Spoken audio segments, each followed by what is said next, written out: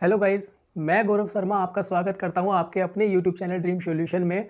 और काफ़ी दिनों से तबीयत ठीक नहीं होने के कारण आपको कोई वीडियो नहीं मिल पाई, उसके लिए मैं आपसे माफ़ी चाहता हूं। और काफ़ी स्टूडेंट्स के कहने पर आज मैं हिंदी के टॉपिक्स डिस्कस करूंगा।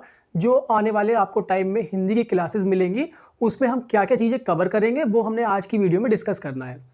क्योंकि हिंदी एक मोस्टली एग्जाम्स में आपका ऐसा सब्जेक्ट होता है, अगर आपने अच्छे से कर लिया तो आपको आर्ट्स पर ले जाएगा, और आप नहीं यानी थोड़ी सी भी अगर चूक कहीं रह गई तो आपको फर्स्ट पर लाके पटक देता है। क्योंकि सभी एग्जाम्स में हिंदी में ही मार्क्स गेन होते हैं और हिंदी में ही आपको कहीं ना कहीं कमी रह जाती है। तो उसके लिए हमने हिंदी के कुछ टॉपिक्स यानी मोस्टली सभी एग्जाम्स में आपको कोई प्रॉब्लम ना आए, इस हिसाब से हमने ये टॉपिक आज कवर किए हैं। और यहाँ पर हिंदी के 3 भाग हमने यहां पर बनाए हैं।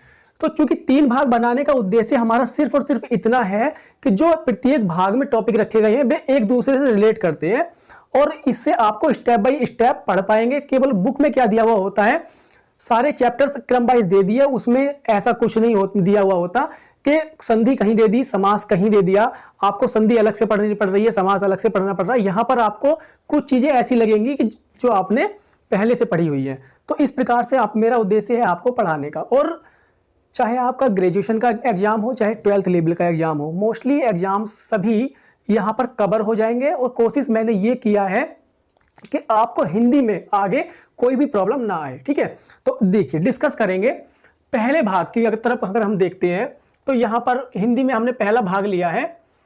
तो उस पहले भाग में सबसे पहला टॉपिक आपका रहेगा वर्णमाला। जो आपका वर्णमाला आप पढ़ते हैं, वर्णमाला से हम लोग यहां पर स्टार्ट करेंगे। और उसके बाद हमारा आता है वर्तनी। वर्तनी यानी जो इंग्लिश में हम इसको स्पेलिंग भी बोलते हैं। और इन दोनों टॉपिक से, ये जो दोनों टॉपिक हैं, इनसे आपको मोस्टली एग्जाम्स में क्वेश्चन मिलते ही मिलते हैं, चाहे वो वर्णमाला हो या वर्तनी हो, बहुत सारे क्वेश्चन इससे मिलते हैं। ठीक है, नेक्स्ट आता है आपका विराम चिन्ह। विराम चिन्ह इस प्रकार का टॉपिक है कि ये आपको क्वेश्चन तो एग्जाम में मिलेगा ही, और हिंदी में ही आपको इससे इंप्रूवमेंट हिंदी में देखने को मिलेगा। कौन सा विराम चिन्ह कहाँ यूज होना है, यानी जैसे हम पत्र लेखन करते हैं या कोई सब्जेक्टिव पेपर हम किसी का डिस्क्रिप्टिव टाइप का देते हैं, तो उसमें भी विराम चिन्ह का बहुत इंपॉर्टेंट रोल प्ले करता है। ठीक है, तो तीसरा टॉपिक इसमें विराम चिन्ह हो गया। नेक्स्ट टॉपिक आता है आपका संधि एवं संधि विच्छेद। संधि और संधि विच्छेद और ये समास, ये दोनों टॉपिक एक दूसरे के अपोजिट माने जाते हैं, है ना। यानी इसमें जैसे हम संधि या संधि विच्छेद करते हैं, वही हमारा समास में भी होता है कि दो शब्दों से मिलकर कोई शब्द बना होता है। तो कुछ कुछ चीजें इसमें यहां पर मैच करती है। नेक्स्ट आता है आपका उपसर्ग और प्रत्यय। एक उपसर्ग और एक प्रत्यय। यहां पर जो 3 टॉपिक आपके ये कवर हुए हैं, तो ये तो हुए हैं वर्ण के। ठीक है, यहां पर वर्ण बनेगा इन 3 टॉपिक से मिलकर। और इसके बाद में अगर हम ये डिस्कस करें कि एक संधि हो गया आपका, एक उपसर्ग और प्रत्यय और समास, ये जो 4 टॉपिक होते हैं, ये 4 टॉपिक आपके डिजाइन करते हैं शब्द निर्माण की विधि। ये शब्द मिलकर बनाते हैं, यानी जो शब्द निर्माण की विधि होती है उसमें भी हमको ये 4 टॉपिक ही पढ़ने होते हैं। तो ये आपके शब्द निर्माण की विधि भी यहां पर कवर हो जाएगी। और नेक्स्ट आता है आपका शब्दावली।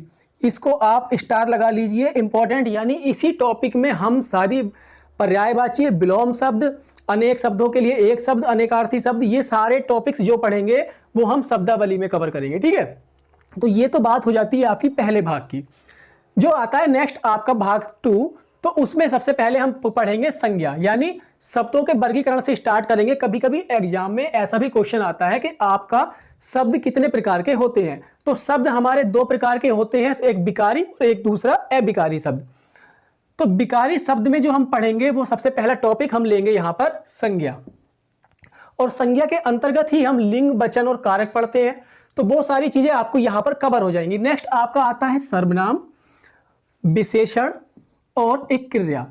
और क्रिया का ही एक दूसरा एक टॉपिक आ जाता है यहां पर काल। वो भी हम इसी उसमें भाग 2 में कवर करेंगे। काल, वाच्य और क्रिया, ये तीनों टॉपिक्स एक दूसरे से रिलेट करते हैं, है ना। अब नेक्स्ट आता है आपका अविकारी शब्द। अविकारी में, यानी अविकारी शब्द यो उसको हम दूसरी भाषा में अव्यय भी बोलते हैं। अव्यय बहुत सारे बच्चों को समझ नहीं आता। जो आप ये होता है अव्यय टॉपिक, वो बहुत सारे बच्चों को नहीं समझ आता है, तो वही हम यहाँ पर डिस्कस करेंगे अभिकारी शब्द में, जिसमें कि आपका क्रिया विशेषण, संबंध बोधक, समुच्चय बोधक, विस्मादि बोधक, ये 4 टॉपिक हम अभिकारी शब्द के अंतर्गत कवर करेंगे। और मेरा यकीन मानिएगा कि आप इस जो हिंदी का ये सिलेबस है इसको ऐसे मान के मत चलिएगा कि आपको 1 महीने में कवर हो जाएगा। अब कंपटीशन उस लेवल का नहीं रह गया जब आप हिंदी को 15 से 20 दिन या एक मंथ में कवर कर लेते थे। अब आपको थोड़ा सा डीपली जाने की आवश्यकता है, और वही मैं कोशिश कर रहा हूं इस वीडियो में बताने की आपको कि यहां पर हम बहुत सारी चीजें जो डिस्कस करेंगे वो काफी डीपली करने वाले हैं। और जो नेक्स्ट टॉपिक आता है आपका वाक्य विश्लेषण और वाक्य शुद्धिकरण, इससे बहुत सारे क्वेश्चंस एग्जाम में अभी हाल फिलहाल में आ रहे हैं। जो वाक्य विश्लेषण या वाक्य शुद्धिकरण, वाक्यों को शुद्ध करना, 3 से 4 क्वेश्चन इसके सभी एग्जाम्स में मिलते हैं। तो ये आपका सेकंड भाग यहां पर जो रहेगा, इसमें ये सारे टॉपिक हम लोग कवर करेंगे, ठीक है। नेक्स्ट आता है आपका भाग 3। भाग 3 जो स्टार्ट होगा वो आपका अलंकार से होगा। अब बात करें अलंकार की, तो अलंकार भी आपको यहां पर काफी डिटेल में पढ़ने के लिए मिलेगा, क्योंकि अलंकार की वीडियो 1 या 2 वीडियो में यहां पर अलंकार हम कवर नहीं करेंगे। अलंकार की भी 4 से 5 वीडियो होने वाली है, और वो भी 1-1 घंटा कह लो, या अगर हम आधे से पौन घंटे की कोई वीडियो बनाएंगे तो हो सकता है वो 6 या 7 वीडियो में भी टॉपिक चला जाए। क्योंकि इस बार अलंकार में से कुछ भी नहीं बचेगा। अगर आपका एग्जाम में आता है तो अलंकार आप इस प्रकार से पढ़ेंगे कि आपको कितना भी हार्ड दे दे, आप चुटकी बजाकर उसमें पहचान लेंगे कि उसमें कौन सा अलंकार है, ठीक है। इसी प्रकार से अगर हम बात करें रस की, जो नेक्स्ट टॉपिक आपका रहेगा रस, तो उसमें रस में भी आपकी 4 वीडियो या 5 वीडियो कम से कम बनेंगी। रस भी हम आपको डीपली काफी पढ़ाने का प्रयास करेंगे। नेक्स्ट आता है आपका छंद। अब छंद ऐसा टॉपिक है जो कुछ बच्चों को बिल्कुल भी समझ नहीं आता, तो अब यकीन मानिएगा कि यहां पर छंद आप इस प्रकार से पढ़ेंगे कि आपको छंद कभी अपनी लाइफ में पढ़ने की द्वारा आवश्यकता नहीं पड़ेगी। अब देखिए, जो नेक्स्ट टॉपिक आता है आपका हिंदी साहित्य। हिंदी साहित्य, कुछ टीचर्स जो होते हैं वो हिंदी साहित्य को पहले पढ़ाते हैं, यानी आदिकाल, ये भक्तिकाल, ये चीजें पहले पढ़ाते हैं, लेकिन हमने यहां पर ये टॉपिक भाग 3 में रखे हैं, और हिंदी साहित्य हम लोग भाग 3 में पढ़ेंगे, और उसी में हम सारे आदिकाल, भक्तिकाल, रीतिकाल और आधुनिक काल पढ़ने वाले हैं, ठीक है। और इनसे भी कहीं ना कहीं कुछ क्वेश्चंस एग्जाम में, यानी सभी एग्जाम्स में तो नहीं आते, मोस्टली कुछ एग्जाम्स में, जैसे यूपी टेट हो गया या यूपी एसआई हो गया, इस प्रकार के एग्जाम्स में आ जाते हैं। यूपी ट्रिपल एससी में कम पूछता है इस प्रकार के क्वेश्चन, है ना। देखिए, तो नेक्स्ट टॉपिक आता है आपका रचनाकार और उनकी रचनाएं। ये टॉपिक बहुत इंपॉर्टेंट है, और ये मोस्टली जो ग्रेजुएशन लेवल के एग्जाम आपके होते हैं उनमें ये टॉपिक मोस्टली पूछा जाता है, चाहे वो एमपीएसआई हो, यूपीएसआई हो या फिर यूपी टेट हो, उसमें काफी इंपॉर्टेंट ये टॉपिक रहेगा। और उसमें हम ये डिस्कस करेंगे, बहुत सारे रचनाकार यानी लेखक हम लेंगे और उनकी रचनाओं को डिस्कस करेंगे। नेक्स्ट आता है आपका पुरस्कार। इस टॉपिक के अंतर्गत हमारे हिंदी में कितने पुरस्कार मिलते हैं, कौन सा पुरस्कार किस क्षेत्र में, यानी और किस लेखक को कब दिया गया है, वो सारी चीजें हम इसमें डिस्कस करेंगे पुरस्कार टॉपिक में। इससे भी कोई ऐसा एग्जाम नहीं है जिसमें इस टॉपिक से क्वेश्चन नहीं आता हो, ठीक है। तो मोस्टली सभी एग्जाम्स में ये टॉपिक इंपॉर्टेंट रहने वाला है, पुरस्कार वाला आपका। अब आता है नेक्स्ट आपका अपठित गद्यांश यानी अनसीन पैसेज। जब हम बात करते हैं अनसीन पैसेज की, तो चाहे वो आपका सी टेट एग्जाम हो, चाहे आपका यूपी टेट एग्जाम हो, मोस्टली यूपी ट्रिपल एससी हो, वे इस प्रकार के सभी एग्जाम्स में, या यूपीएसआई हो, ये टॉपिक भी बहुत इंपॉर्टेंट होता है। अपठित गद्यांश आपको दे दिया, अनसीन दे दिया, उसमें से क्वेश्चन आपको देखने हैं, उनके आंसर करने हैं। इस प्रकार का जो आपका अपठित गद्यांश आपका आता है एग्जाम में, वहां पर आपको कोई प्रॉब्लम ना आए, तो इसलिए हमने ये टॉपिक भी यहां पर ले लिया। नेक्स्ट आता है आपका पत्र लेखन। जब पत्र लेखन की अगर हम बात करते हैं तो ये यूपी ट्रिपल एससी, जो आप इस बार पीईटी का जो पेपर देने वाले हैं उसके हिसाब से ले लो, या यूपी ट्रिपल एससी को देख लो, जो अभी तक के एग्जाम हुए हैं, पत्र लेखन बहुत इंपॉर्टेंट टॉपिक रहने वाला है यूपी ट्रिपल एससी के लिए या पैट एग्जाम के लिए। पत्र लेखन के लिए बच्चे ये कहते हैं कि सर ये टॉपिक हमको कहीं, यानी मोस्टली बुक में दिया हुआ भी नहीं होता है पत्र लेखन, और ये टॉपिक बहुत इंपॉर्टेंट है। इससे बहुत सारे क्वेश्चंस आते भी हैं कि कौन सा पत्र किस डिपार्टमेंट के लिए होता है, या कौन सा पत्र कहाँ यूज में होता है, वो सारी चीजें हम इसमें डिस्कस करेंगे। अब आता है नेक्स्ट भाषा और बोलियां। ये आपको किसी किसी बुक में सबसे पहले दिया हुआ होता है। तो हमने ये टॉपिक आपका भाग 3 में रखा है, भाषा और बोलियां। ये सारे जो जितनी भी भाषाएं हैं हिंदी की, वो हम इस वाले टॉपिक में देखेंगे। नेक्स्ट आता है आपका अव्यवस्थित वाक्य, खंडों से क्रमबद्ध वाक्य, यानी PQRS इसको इंग्लिश में बोलते हैं। जो आप पढ़ते हैं कि एसएससी में जो आता है PQRS के नाम से, अभी मोस्टली एग्जाम्स में ये टॉपिक नहीं आता है, लेकिन अब जो आने वाले एग्जाम हैं आपके, जो एनसीईआरटी का पैटर्न आपका तैयार हो रहा है 12th लेवल तक का, तो उसके हिसाब से अगर हम देखें तो ये टॉपिक आपका आने वाले एग्जाम में ऐड हो जाएगा।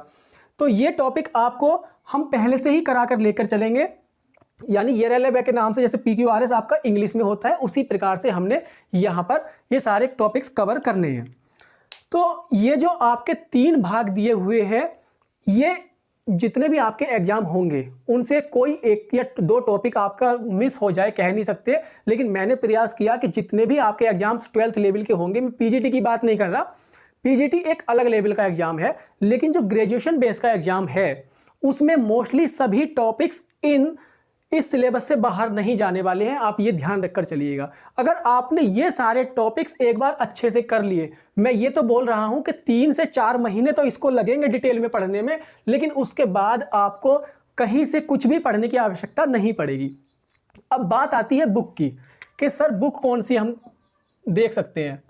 अब देखिए, मैं अगर बुक की बात करूं तो जो मैं ये टॉपिक आपको कवर कराऊंगा, ये आपको 3 से 4 बुक से मैं कलेक्शन लेकर वो आपको यहां पर कराऊंगा, यानी 3 से 4 बुक का कलेक्शन होगा जब मैं आपको ये टॉपिक्स कराऊंगा। किसी एक पर्टिकुलर बुक से मैं ये नहीं कराऊंगा, क्योंकि किसी बुक में कोई चीज़ें अच्छी दी हुई होती हैं और किसी बुक में कोई एक टॉपिक अच्छा दिया हुआ होता है। तो मैं किसी एक बुक का नाम तो नहीं ले सकता यहाँ पर। मोस्टली 4 से 5 बुक मैं यहाँ पर यूज करने वाला हूँ, ठीक है। तो आप कंटिन्यूसली आप ये क्लास लीजिएगा और ज़्यादा से ज़्यादा इस वीडियो को शेयर करिएगा, ज़्यादा से ज़्यादा बच्चे इसको देख सके। आने वाले एग्जाम में आपके हिंदी बहुत इंपॉर्टेंट है और हिंदी ही आपको एक मतलब अच्छी रैंक पर लेकर जाएगी। ये बात भी आपको ध्यान रखिएगा, क्योंकि हिंदी ही एक ऐसा सब्जेक्ट है जो आपको ज़्यादातर एग्जाम में मेरिट पे ऊपर लेकर जाता है, ठीक है।